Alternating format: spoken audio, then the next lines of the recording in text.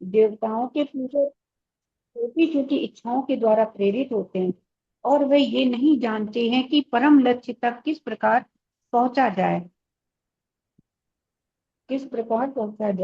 वे पूजा के विधानों का पालन करने में प्रसन्न रहते हैं। देवताओं के पूजक छोटी छोटी इच्छाओं के द्वारा प्रेरित होते हैं और ये नहीं जानते परम लक्ष्य का किस प्रकार पहुंचा जाए। किंतु भगवत भक्त कभी भी पथ भ्रष्ट नहीं होता, क्योंकि वैदिक साहित्य में विभिन्न उद्देश्यों के भिन्न भिन्न देवताओं के पूजन का विधान है।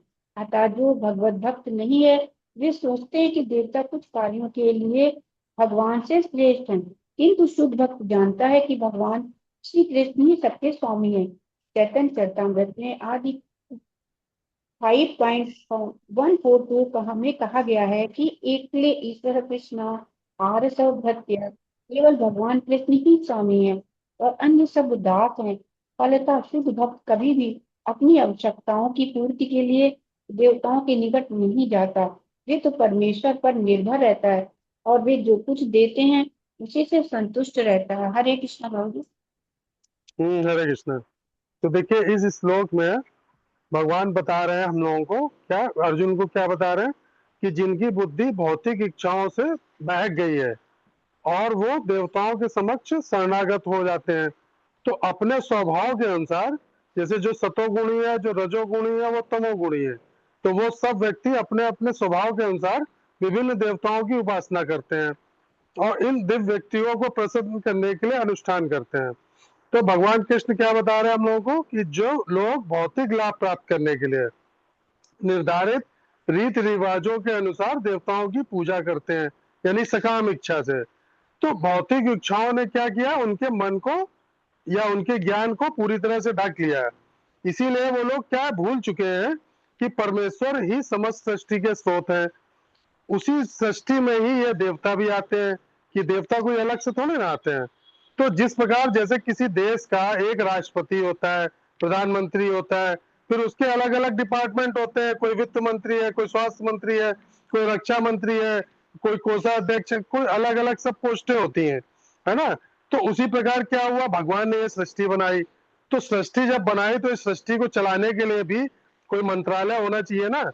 तो उसी प्रकार क्या किया, देवता उन्होंने निर्धारित कर दिया, भगवान ने अलग अलग पोस्टें बना दी है, उनका हेड बना दिया इंद्र को, अग्निदेव का डिपार्टमेंट अलग, पवन देव का अलग, वायु देवता, जल जल देवता है ना, वरुण देवता, सबके अलग अलग डिपार्टमेंट बना दिए और सबको अपना अपना काम बता दिया गया है कि आपका ये काम है, आपका ये काम है, आपका ये काम है।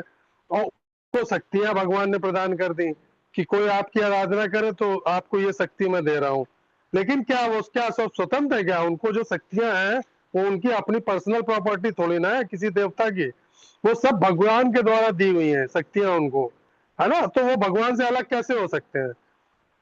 तो वे अपने भक्तों को केवल उन्हीं भौतिक वस्तुओं का वरदान दे सकते हैं जिसपे उनका बस है। यानी इंद्रदेव की पूजा करते थे लोग किसके लिए, वर्षा के लिए, है ना। इसी प्रकार अग्निदेव या अलग अलग देवताओं की मनोकामना मांगने के लिए उनकी पूजा करते थे। तो जो उनके बस में है वो किसी, कोई भी देवता कभी आज तक किसी को वरदान में मुक्ति दे पाया क्या, नहीं दे पाया, क्योंकि वो उनके बस में नहीं है कि किसी को जो है मुक्ति दे पाए। तो माया के बंधन से या जन्म मृत्यु के चक्र से कभी आज तक किसी ने किसी देवता को मुक्त कराते देखा है क्या।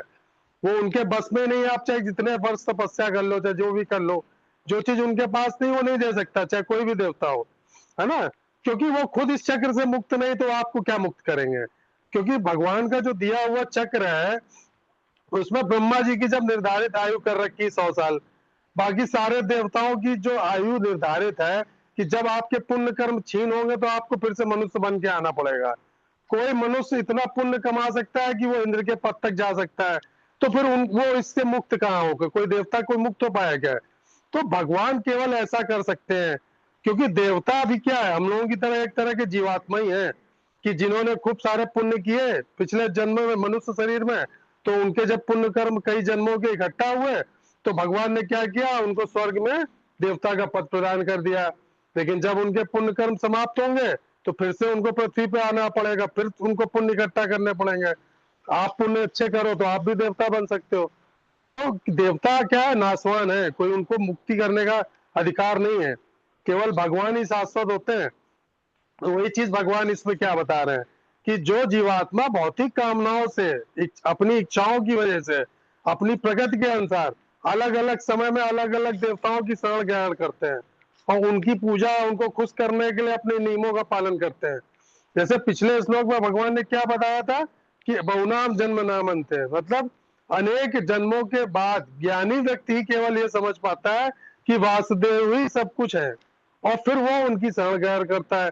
अब इस श्लोक में भगवान उन लोगों के बारे में बता रहे हैं जो अपने अपने सतो रजो तमो गुण के अनुसार विभिन्न प्रकार के देवताओं की पूजा करते हैं। तो प्रभुपाद जी क्या हमको बता रहे तात्पर्य में कि देवता जो है वो भगवान की व्यवस्था में केवल एक तरह से आप कह सकते हैं कि सम्मानित पोस्ट है। जैसे कोई यहाँ पे मंत्री हो, है ना, तो उसको कोई पद है तो उसके लोग सम्मान करते हैं, बस इतनी पोस्ट है उसकी। क्यों? क्योंकि भगवान की विभिन्न शक्तियों का वो संचालन करते हैं। तो अभी जिसको पूरी तरह आध्यात्मिक ज्ञान नहीं हुआ वो क्या करता है, वो भटकता रहता है। तो इसीलिए इस श्लोक में बोला गया काम स्त्रते हते ज्ञान, मतलब विभिन्न कामनाओं द्वारा जिन लोगों का ज्ञान हर लिया गया है। ज्ञान हर लिया गया मतलब ये नहीं होता कि वो व्यक्ति जो जा रहा है मूर्ख है, नहीं, ऐसा नहीं है। ऐसा इंटेलिजेंट लोग भी जाते हैं, बुद्धिमान भी जाते हैं, अलग अलग धर्म को मानने वाले भी जाते हैं, पढ़े लिखे होते हैं, दूसरे देवताओं के पास जो जाते हैं, लेकिन उनकी बुद्धि क्या है, भौतिक इच्छाओं से प्रभावित हो जाती है। जैसे आपको धन की इच्छा है तो फिर आप लक्ष्मी जी के पीछे लग जाते हो, है ना, या और किसी देवता के पीछे जो आपको धन प्रदान कर सकता है या धन दौलत दे सकता है। किसी को संतान प्राप्ति की इच्छा तो वो किसी विशेष देवी देवता के पीछे लग जाता है, उसकी आराधना करने लगता है। कोई बहुत ज्यादा बीमार रहता है, किसी पंडित ने बता दिया कि तुम्हारे शनि और राहु और काल सर्प योग चल रहा है, तुम जाओ यहाँ सूर्य मंदिर में पूजा करो, तुम यहाँ जाओ काल सर्प का अनुष्ठान कराओ, तो वो उसी के पीछे पीछे दौड़ने लगता है ना। तो उसका लक्ष्य क्या है, भगवान का प्रेम पाना नहीं है या उस देवता का भी प्रेम पाना नहीं है। केवल उसका लक्ष्य क्या होता है कि मेरी जो इच्छित वस्तु है, धन की प्राप्ति हो जाए, संतान की प्राप्ति हो जाए और मुझे स्वास्थ्य या पद की लालसा जो है वो पूरी हो जाए। तो इसीलिए बोला अन्य देवता प्रपद्यन्ते। तो वेदों में भी विभिन्न भौतिक इच्छाओं के लिए देखिए अलग अलग देवताओं की उपासना के लिए बताया गया है ना। लेकिन भगवान कृष्ण क्या कह रहे हैं, ये मार्ग उन लोगों के लिए जिनकी इच्छाएं या जिनकी चेतना अभी उनकी भौतिक इच्छाओं से ऊपर नहीं उठी है। हमारे गौड़ी वैष्णव सिद्धांत में क्या है कि सभी देवता भगवान श्री कृष्ण के महान भक्त हैं, महान सेवक हैं, इसलिए उनका सम्मान किया जाता है। परम शरण केवल श्री कृष्ण की मानी जाती है। देखिए भगवान की महिमा ऐसी है कि ब्रह्मा तक मोहित हो जाते हैं, वो तक उनकी लीला को नहीं समझ पाते हैं। तो हम लोग तो साधारण मनुष्य हैं। कई बार भगवान कृष्ण की लीला में देखिए आपका कि इंद्र उनसे युद्ध करने आ गया, है ना, जबकि भगवान ने जब गोवर्धन पर्वत उठाया था तो इंद्र को माफी मांगनी पड़ी थी, भगवान का स्नान कराया था कामधेनु गाय से। उसके बाद भी क्या हुआ, पारिजात पुष्प लेने जब भगवान गए, है ना, तो वहां पे क्या हुआ, स्वर्ग में वहां भी युद्ध करने लगा, पारिजात वृक्ष नहीं ले जाने लगा, जबकि वो जानता था कि ये परम भगवान है। लेकिन क्या भगवान की बुद्धि माया के आगे उसकी बुद्धि नहीं काम करती, वो भी साधारण मनुष्य की तरह सोचने लगता है। तो तो भगवान क्या है, भगवान की सेवकी तो है देवता, कोई अलग से बहुत उनके पास हाई पोस्ट नहीं है। तो प्रत्येक देवता की उपासना के लिए अलग अलग नियम, अलग व्रत मंत्र की विधियां होती है, इसलिए बोला इसमें तम तम नियम मास्था है। तो जो भौतिक इच्छाएं जिसको चाहिए होती है वो इन सब नियमों का पालन करता है ना। अब जैसे कोई व्यक्ति मान लीजिए एग्जाम्पल देते हैं कि व्यापार में लाभ के लिए या नौकरी में पदोन्नति के लिए पूजा पाठ करता है, तो वो क्या करता है सिर्फ भौतिक लाभ के लिए। और दूसरी तरफ जो भगवान का भक्त होगा वो क्या बोलेगा कि हे प्रभु आपको जो उचित लगे, आपको लगता है कि मेरे जीवन में क्या आपके लिए सही है, तो आपको मुझे ही देना चाहिए, मुझको इससे ज्यादा नहीं देना चाहिए। ये एक भक्त की सोच सकती होती है ना। दोनों का दृष्टिकोण देखिए अलग अलग है। भगवान अगर अच्छा भी कर रहा है उसके जीवन में तो उसको लगता है कि नहीं ये मेरे जीवन में बहुत अच्छा हो रहा है, और अगर कोई बुरा भी होता है तो ये भी कहता है प्रभु आपकी कृपा है ना। तो ये केवल भक्ति में ही हो सकता है कि जो भक्त एक सोच सकते हैं कि भगवान जो आप करो वो अच्छा है मेरे जीवन में। तो हमारे गौड़ी आचार क्या बताते हैं कि भक्ति का सर्वोच्च रूप अयुक्ति भक्ति है, अर्थात बिना किसी भौतिक इच्छा के जो भगवान की हम सेवा करते हैं वो अयुक्ति भक्ति कहलाती है। तो जो भक्त होते हैं वो अन्य देवताओं का अनादर नहीं करते हैं, क्योंकि वह भगवान के जो देवता हैं वो भी भगवान के प्रिय सेवक हैं, और वो भक्त ये समझता है कि सारी शक्तियों के मूल स्रोत श्री कृष्ण है, मतलब भगवान कृष्ण ही इन सब देवताओं के रूप में विस्तार करके आए हैं। तो हमें क्या सीखना है इस श्लोक में, कि भौतिक इच्छाएं हमारी आध्यात्मिक दृष्टि को सीमित कर सकती हैं। हमको सभी देवताओं का बराबर सम्मान करना चाहिए, क्योंकि वो भगवान की ही व्यवस्था के सारे अंग हैं। तीसरी चीज, सर्वोच्च लक्ष्य क्या होना चाहिए, भौतिक लाभ नहीं, भगवान का प्रेम प्राप्त करना। और चौथा, शुद्ध भक्ति का अर्थ क्या है, भगवान की सेवा, यानी बिना किसी स्वार्थ के करना।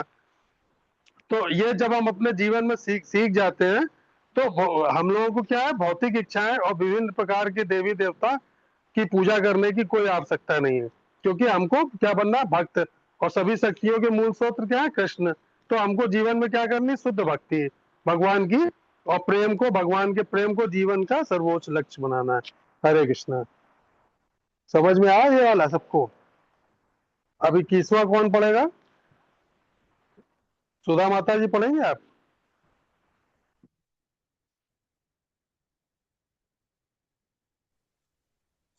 हरे हरे कृष्णा। कृष्णा प्रभु। अच्छा, आप पढ़ेंगे, पढ़िए माता जी।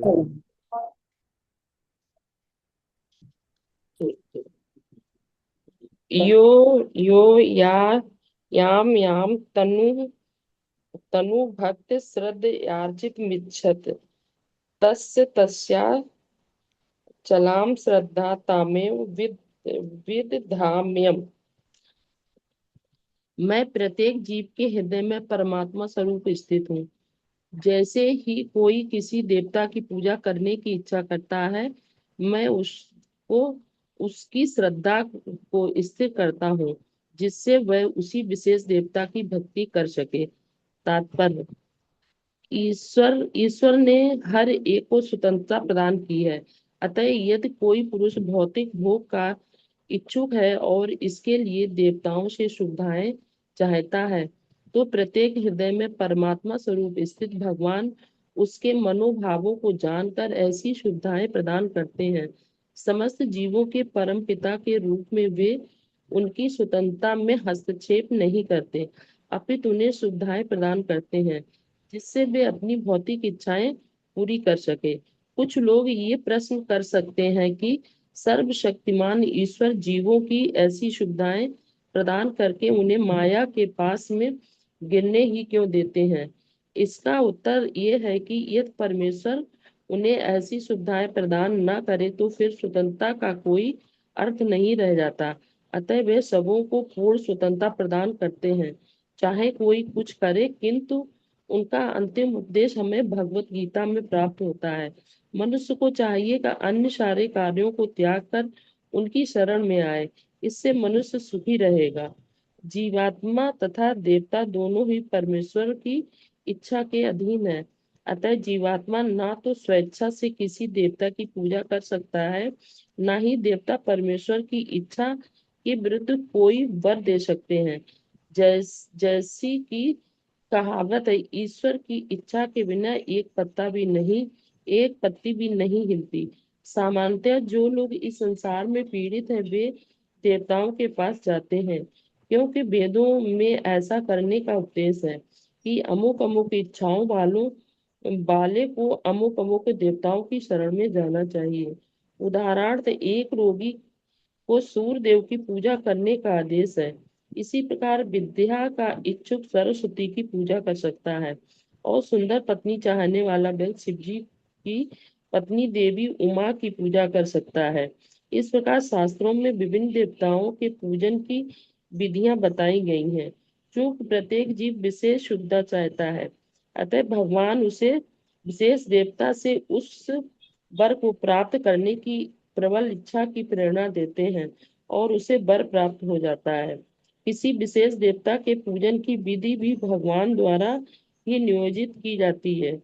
जीवों में ये प्रेरणा देवता देवता नहीं दे सकते, किंतु भगवान परमात्मा है जो समस्त जीवों के हृदय में उपस्थित रहते हैं। अतः कृष्ण मनुष्य को किसी देवता के पूजन की प्रेरणा प्रदान करते हैं। सारे देवता परमेश्वर के विराट और शरीर के विभिन्न अंग स्वरूप हैं, अतः वे स्वतंत्र नहीं होते। वैदिक साहित्य में कथन है कि परमात्मा रूप में भगवान देवता के हृदय में भी स्थित रहते हैं, अतः वे देवता के माध्यम से जीव की इच्छा को पूरा करने की व्यवस्था करते हैं। किंतु जीव तथा देवता दोनों ही परमात्मा की इच्छा पर आश्रित हैं, वे स्वतंत्र नहीं हैं। हरे कृष्णा प्रभु जी। हरे कृष्णा। तो देखिए 21वें श्लोक में क्या बता रहे हैं भगवान कि जब कोई भक्त श्रद्धा पूर्वक जिस भी दिव्य रूप की पूजा करना चाहता है, तो भगवान कह रहे हैं मैं उस रूप में उस भक्त की आस्था को स्थिर करता हूँ, है ना। तो इसमें देखिए अब क्या हम लोगों को समझना है कि हम लोग जो है अपने आसपास अनगिनत भक्तों को अटूट आस्था और आश्चर्य के साथ देवताओं की भक्ति में लीन पाते हैं, है ना। देखिए जब सावन आएगा तो सब लोग शंकर जी की सेवा में लग जाते हैं, है ना। नवरात्र आते हैं तो सब दुर्गा जी की भक्ति में लग जाते हैं। अभी अगले महीने गणपति आएंगे तो सब देखिए जगह जगह गणपति जी की मूर्तियां बनना चालू हो गई। तो सबसे बड़ा आश्चर्य क्या होता है कि लोग पूजा के निम्न रूपों को इतनी उच्च आस्था में कैसे भी कर लेते हैं। देखिए बढ़ती चली जा रही है आस्था, जगह जगह गणेश पंडाल, जगह जगह दुर्गा पंडाल, है ना। तो इस श्लोक में कृष्ण जिसका उत्तर देते हुए क्या कह रहे हैं कि देवताओं में आस्था के जो भी सृजित करता है, जब वे लोगों को अपनी भौतिक इच्छाओं की पूर्ति के लिए देवताओं की पूजा करते हुए भगवान क्या कह रहे हैं, मैं जब देखता हूं तो वे उनकी भक्ति में सहायता करते हैं ताकि उनकी आस्था न टूटे और उनकी आस्था को दृढ़ करते हैं। आपकी जिसमें आस्था है भगवान उसी तरफ आपको बढ़ाएंगे आपकी भक्ति को, है ना। आपकी कभी की भक्ति तो कम से कम कर रहा है, इसको आस्था तो है कम से कम भगवान में, चाहे किसी रूप की कर रहा हो। तो श्रद्धा या आस्था जो है किसी इंसान के अंदर उत्पन्न करने की जो क्षमता है, वो आस्था कोई देवता उत्पन्न कर सकता है क्या? देवताओं की सामर्थ्य नहीं कि आपके अंदर भक्ति या कोई देवता के प्रति आस्था उत्पन्न कर दे। कौन उत्पन्न करता है ये? जो आपके हृदय में निवास करने वाले परमात्मा, जो आपके साथ में वो आपकी इच्छा को देख रहे हैं अंदर बैठ के कि ये दुर्गा जी का भक्त अच्छा हो सकता है, चलो इसको उस तरफ बढ़ाओ। ये शंकर जी की भक्ति कर रहा है तो इसको उस तरफ बढ़ाओ। तो जो हमारे निवास करने वाले परमात्मा है वो तो सब जानते हैं ना कि जीव की क्या इच्छा है। तो भक्तों के हृदय में वो क्या करते हैं, आस्था का संचार करते हैं। तो देखिए भगवत गीता में अभी आगे 15वां अध्याय आएगा, उसके 15वां श्लोक में भगवान बताएंगे कि मैं सभी जीवों के हृदय में विराजमान हूँ और मुझसे ही स्मृति ज्ञान और स्मरण उत्पन्न होते हैं। समस्त वेदों द्वारा केवल मुझे ही जाना चाहिए। मैं ही वेदांत का रचयिता हूँ, मैं ही वेदों का ज्ञाता हूँ। तो भगवान कृष्ण ने पहले ही उल्लेख कर दिया था कि जो सच्चे ज्ञान में जो लीन लोग हैं वो सर्वोच्च और सबसे लाभकारी श्रद्धा का अभ्यास करते हैं, जो कि भगवान की आराधना है, परमेश्वर की आराधना।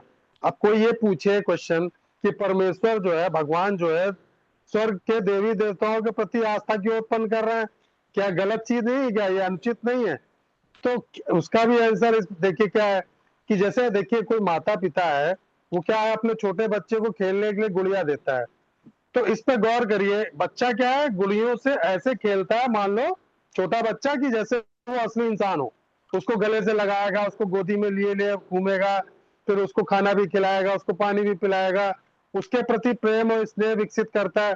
तो क्यों माता पिता जानते हैं कि बच्चा मासूम है और वो उसको इस खेल के लिए प्रोत्साहित करते हैं। क्यों करते हैं? ताकि बच्चे के अंदर क्वालिटी डेवलप हो। कि क्या क्वालिटी होनी चाहिए? कि उसके अंदर दूसरों के प्रति प्रेम की भावना, किसी की देखभाल कैसे की जाती है, किसी को प्यार कैसे किया जाता है, स्नेह कैसे किया जाता है, ये सब गुण आप कैसे सिखाओगे बच्चे को? जब आप उसको कोई गुड्डा गुड़िया पकड़ाओगे और उसको कहोगे इसको बच्चे की तरह खिलाओ, गोदी में लेके खिलाओ, उसको सुलाओ, तो छोटे छोटे बच्चे जब खेलते तो माँ बाप उसको प्रोत्साहित क्यों करते? इसीलिए।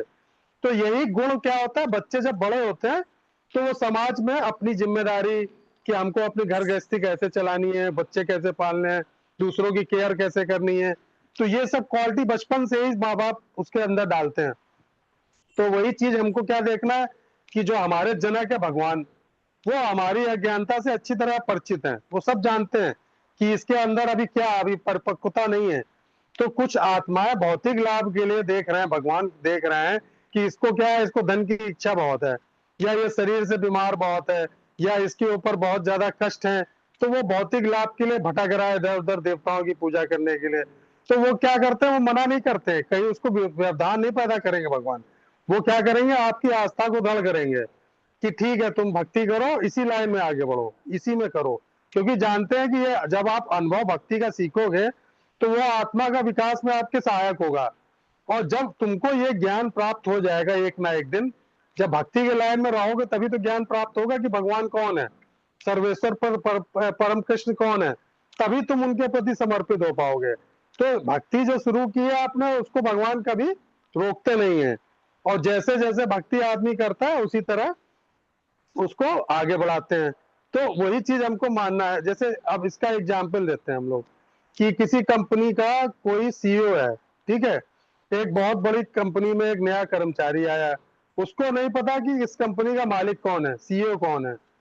वो जिस मैनेजर के अंदर में काम कर रहा है वो समझता है कि यही मैनेजर इस कंपनी का सब कुछ है। वो मैनेजर को खुश करने में लग जाएगा, उसकी तारीफ करेगा, उसको पानी पिलाएगा, उसके लिए कॉफी लाएगा, उसके लिए सब कुछ करेगा। तो कोई उसको साधारण इंसान सीईओ होगा तो उसे गुस्सा आ सकता है कि मालिक मैं हूँ और ये मैनेजर को ऐसे समझ रहा है कि इसे मालिक की तरह सेवा कर रहा है। लेकिन भगवान क्या है, भगवान कृष्ण क्या है, उनके अंदर कोई भी भाव नहीं है किसी के प्रति।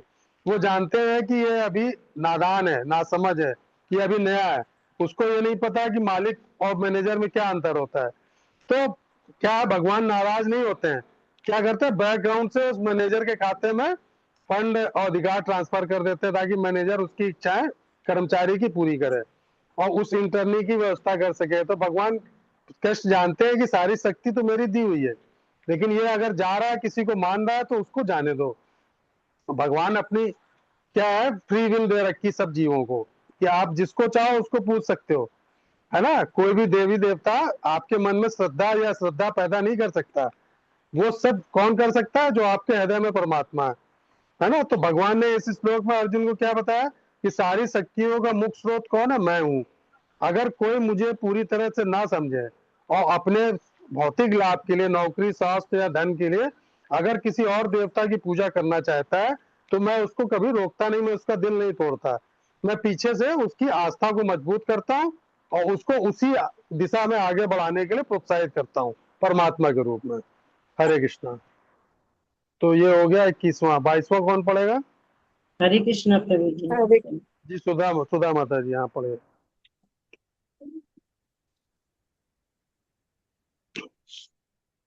22वां 23वां प्रभु जी। 22वां पढ़ना है, अभी 21वां किया है ना हम लोगों ने, 22वां पढ़ना है। सा तथा श्रद्धया युक्तस्ते शराराधन्निहते लब्धे च तथा कामने यो विहितान्हितान्।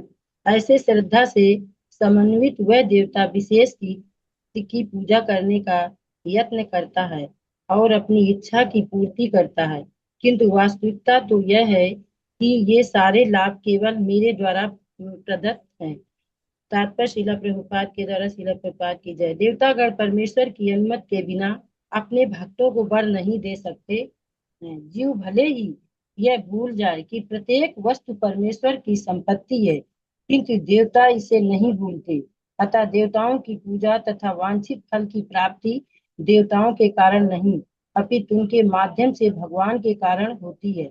अल्प ज्ञानी जीव इसे नहीं जानते, अतः वे मूर्खतावश देवताओं के पास जाते हैं, किंतु शुद्ध भक्त आवश्यकता पड़ने पर परमेश्वर से ही याचना करता है, परंतु वर मांगता है। शुद्ध भक्त का लक्षण नहीं है। जीव सामान्यतया देवताओं के पास इसलिए जाता है क्योंकि वह अपनी इच्छाओं की पूर्ति के लिए पगलाया रहता है।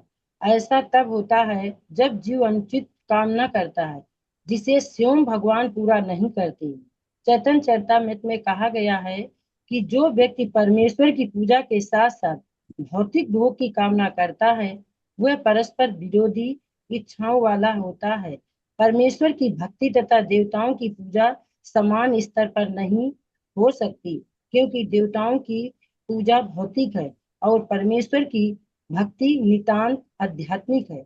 जो जीव भगवत धाम जाने का इच्छुक है उसके मार्ग में भौतिक इच्छाएं बाधक है। अतः भगवान के शुद्ध भक्त को ये भौतिक लाभ नहीं प्रदान किए जाते, जिनकी कामना अल्पज्ञ जीव करते रहते हैं, जिसके कारण वे परमेश्वर की भक्ति न करके देवताओं की पूजा में लगे रहते हैं। हरे कृष्णा। हरे कृष्णा। तो देखिए इस श्लोक में क्या बताया है, भगवान कह रहे हैं उसी के आगे कि श्रद्धा से परिपूर्ण होकर भक्त जब किसी विशेष देवता की पूजा करता है और मनोकामनाओं की पूर्ति करता है, यानी डिमांड करता है, परंतु वास्तव में जो उन देवता से जो लाभ प्राप्त होता है ना, उसको उसकी व्यवस्था कौन करता है? वो तो देवताओं की शक्ति इतनी थोड़ी ना कि वो मनचाहा वर आपको दे सके। तो उसको जो लाभ की व्यवस्था भगवान कह रहे हैं मैं ही करता हूँ पीछे से, है ना। तो देवताओं के पास अपने भक्तों की भौतिक इच्छाओं को पूरा करने की उतनी कैपेसिटी नहीं होती, उतनी पावर नहीं होती है। वे केवल तभी उसकी मनोकामना पूरी कर सकते हैं जब परमेश्वर कृष्ण इसकी अनुमति दें। लाभते का अर्थ होता है प्राप्त करना। तो साधारण समझ वाले भक्त ये सोच सकता है कि उसने इस फला देवता को प्रसन्न कर लिया तो इससे देखिए मेरी ये मनोकामना पूर्ण हो गई, मुझे पुत्र रत्न की प्राप्ति हो गई, या मुझे इतना देखिए धन दौलत प्राप्त हो गई, पद प्रतिष्ठा प्राप्त हो गई। लेकिन वो ये नहीं जानता है कि ये जो जो उसको सब प्राप्त हुआ वो किसी देवता के द्वारा नहीं हुआ, ये जो उसके पीछे जो शक्ति है भगवान कृष्ण की, जो सब कुछ संभव कर सकते हैं, है ना, उनके द्वारा प्राप्त हो रहा है। तो जैसे एक छोटा सा एक एग्जाम्पल हम लोग दे सकते हैं कि कहीं पे सरकारी बैंक है और उसकी ब्रांच होती है ना, कि एक बहुत बड़ी ब्रांच है जैसे एसबीआई, उसकी छोटी छोटी कई सारी ब्रांच है। तो अब मान लीजिए आपको अपने बिजनेस के लिए एक बड़ा लोन चाहिए, ऋण चाहिए आपको, ठीक है। तो अपने शहर की आप लोकल बैंक मैनेजर के पास जाते हैं, ब्रांच में जाते हैं, वहां मैनेजर को आप एप्लीकेशन देते हैं, वो आपके कागज देखता है ना, और फिर एक लिमिट तक जो लोन उसके कैपेसिटी में है वो उसको पास करा देगा आपको, मैं आपको पैसे मिल जाएंगे। आप बड़े खुश कि आपको लगा कि सारा पैसा जो है हमको इस लोकल मैनेजर ने आपको दिया है, लेकिन हकीकत क्या कि मैनेजर की कैपेसिटी इतनी इतनी लोन देने की नहीं थी। वो क्या था, उसने आपके कागज ऊपर वाली ब्रांच में भेजे, हेड ऑफिस में। फिर हेड ऑफिस ने आपकी पूरी बैंक पड़ताल करी कि आप किस कैसे चुकाओगे, आपकी सोर्स ऑफ इनकम क्या है। तो हेडक्वार्टर से जब लोन पास कर दिया गया है ना, तब मैनेजर को बोला गया कि हाँ ठीक है, आप जो है इसको 20 लाख 25 लाख जो भी लोन चाहिए उसको आप दे सकते हो, हम आपको पैसा भेज रहे हैं। तो अब आप ये कुछ भी सोचो कि आपको मैनेजर ने पैसा दिया या आपको लोकल ब्रांच से पैसा मिल गया, लोन पास हो गया इतना बड़ा, लेकिन हकीकत तो यही थी ना, ये मैनेजर अच्छे से जानता है कि ऊपर से हमको परमिशन ना मिलती तो हम इसको लोन नहीं दे सकते थे। तो वही चीज हमको क्या समझना है कि यार सारे मैनेजर कौन है, देवी देवता है। और अगर उसको हेड ऑफिस समझे तो कौन है हेड ऑफिस, भगवान कृष्ण है, परमेश्वर।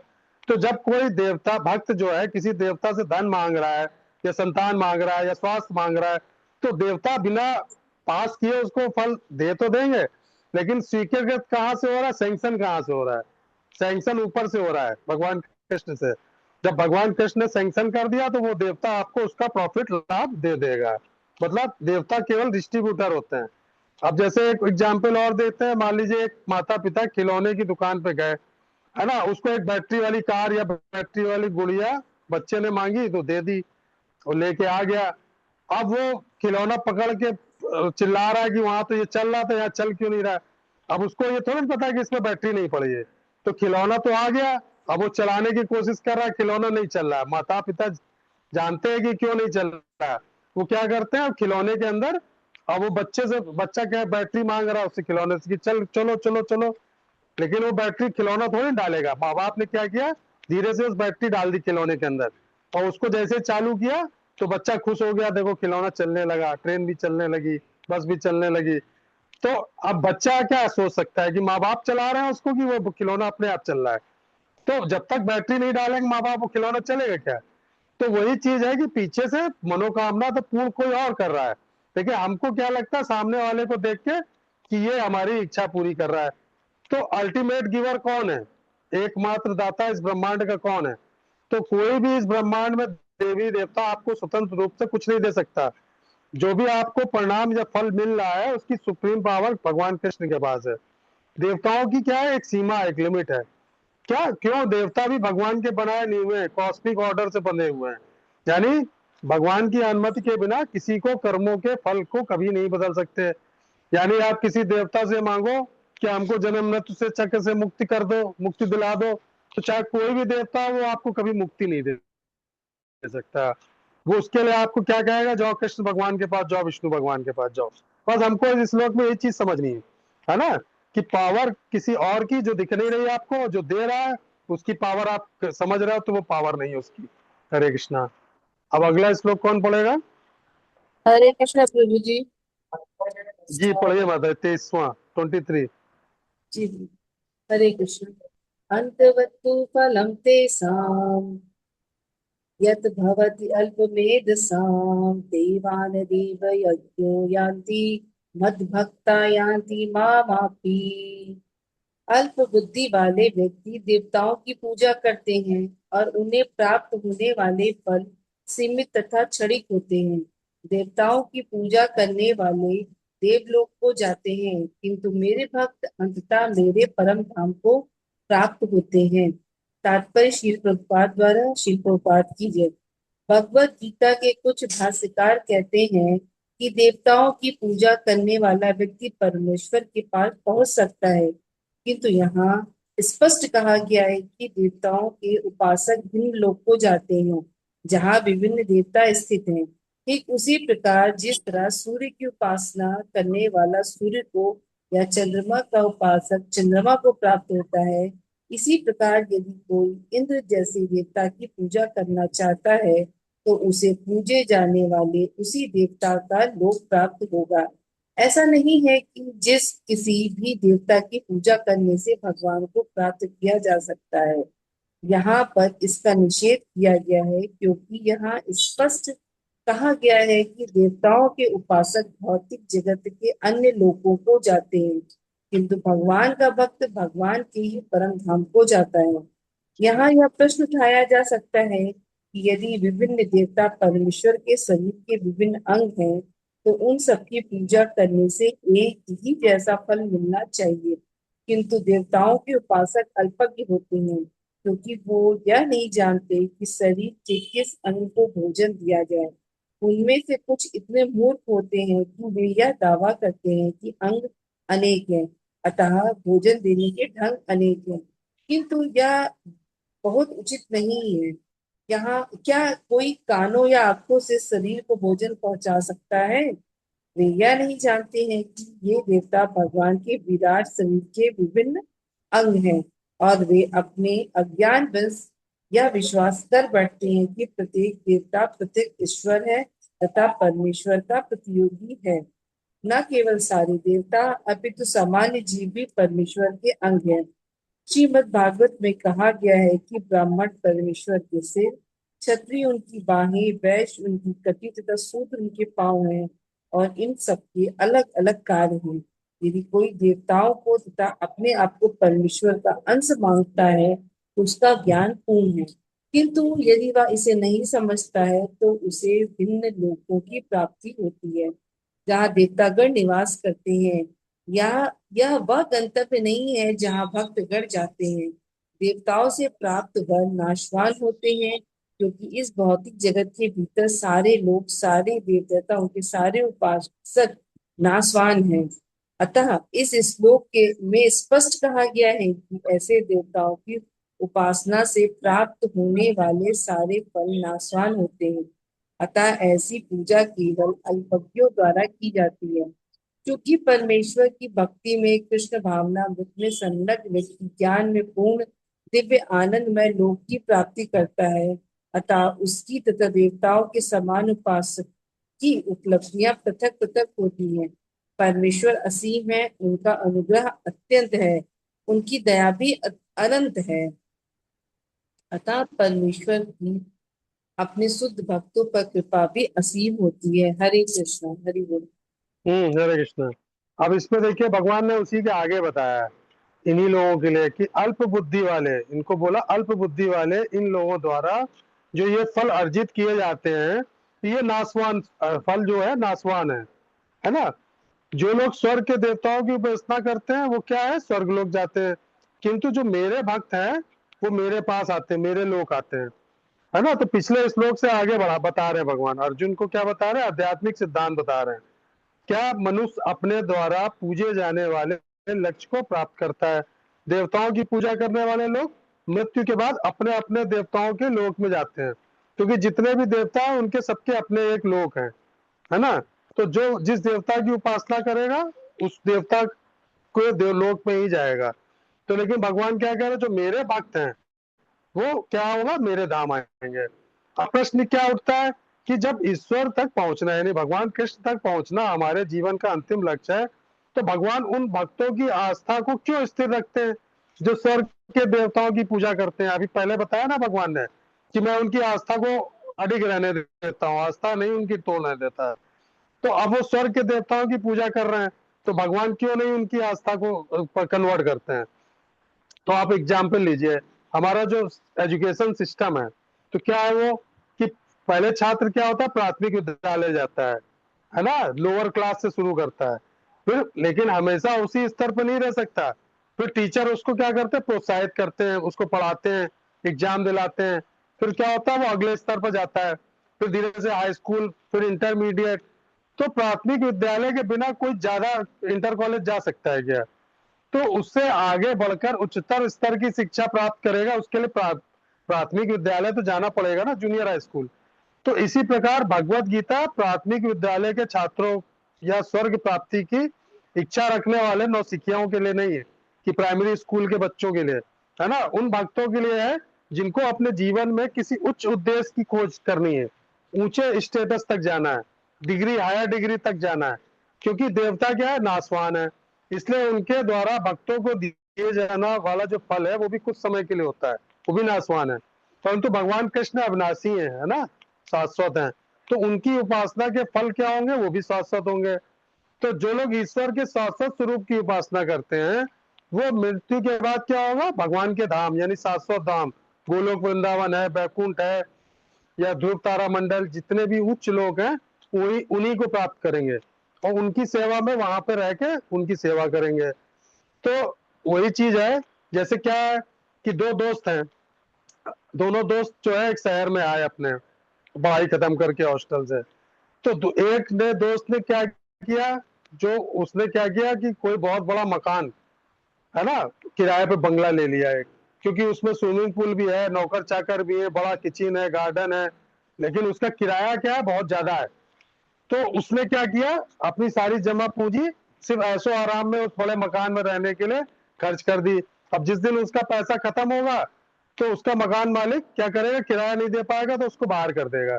वही चीज है कि जैसे आपने खूब पुण्य इकट्ठा किए तो आपको स्वर्ग में रहने के लिए कुछ समय के लिए जगह दे दी गई, और जैसे ही आपके पुण्य खत्म हुए, यानी आपका पैसा खत्म हुआ आपके पास से, तो ऊपर से स्वर्ग से धक्का मार के नीचे फेंक दिया जाएगा आपको।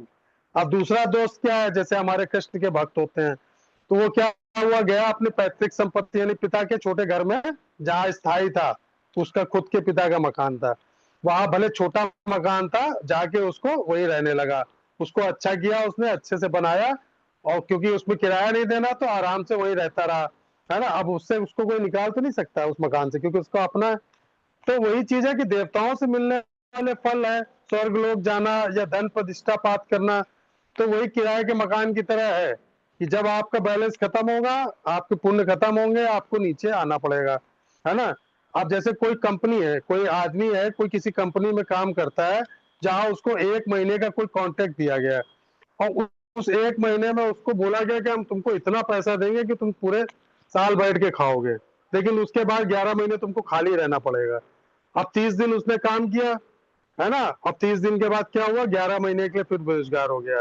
अब उसी पैसे से खाओ, खर्च हो जाए जब, तो इंतजार करो 11 महीने बाद का। अब वही दूसरा व्यक्ति है, वो किसी एक राजा के कार्यालय में, या मान लीजिए मुख्यमंत्री, प्रधानमंत्री, किसी बड़े मिनिस्टर के कार्यालय में, भले उसको एक प्यून की नौकरी मिल जाए, लेकिन उसकी नौकरी क्या स्थायी है, उसको सरकारी परमानेंट नौकरी है। अब उसको कभी वहां से निकाला नहीं जाएगा, भले कम सैलरी में काम चले, लेकिन वो क्या परमानेंट हो गया।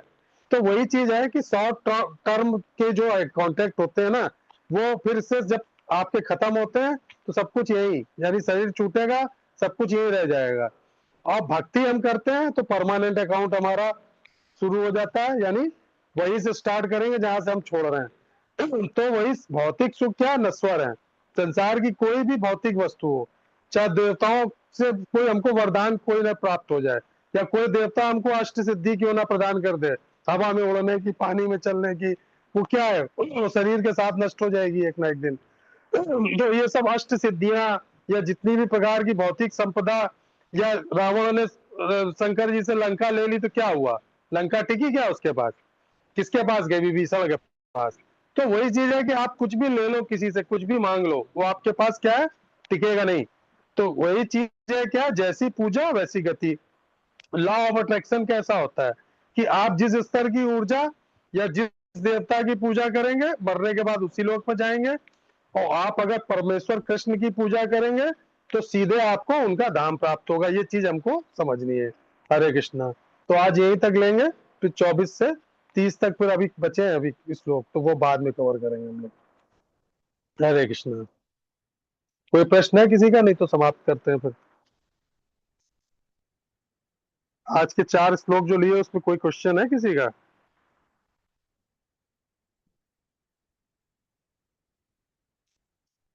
नहीं है? ठीक है, फिर समाप्त करते हैं हम लोग। हरे कृष्णा। हरे कृष्ण। हरे कृष्णा।